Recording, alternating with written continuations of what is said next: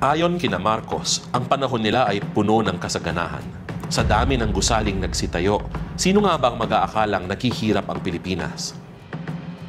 Itong walang patid na kahayukan sa pagpapatayo ng gusali ay tinawag na edifice complex. Isang kultura, isang bagong lipunan. Upang gawin ito, itinalagang gobernador ng Metropolitan Manila at Minister of Human Settlement si Imelda. Dahil sa posisyon na ito, hawak ni Imelda ang pondo ng bayan. Hindi simple ang ambisyon ni Imelda. Kinailangan pa ang isang malaking reclamation project para maitayo ang CCP complex na naging sentro ng kanyang kapangyarihan.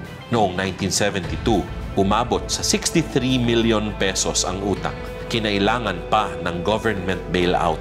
Hindi nalalayo ang Coconut Palace. Ipinatayo ito ni Imelda bilang magarbong guest house. Umabot ang gastos sa 37 million pesos. Parte ng pondo ay mula pa sa Coconut Levy. Nagamit lang ang Coconut Palace para sa pagpapasikat ni Imelda sa kanyang mga kaibigan. Kabilang sina Brooke Shields, Sean Connery, Van Cliburn at Christina Ford.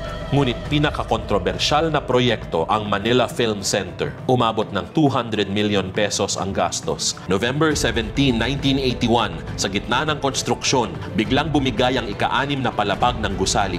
Para hindi maantala ang konstruksyon, hindi pinayagang makalapit ang media at rescue workers hanggang 9 na oras pagkatapos ng insidente. Iniestimang higit 100 katao ang nailibing ng buhay at namatay.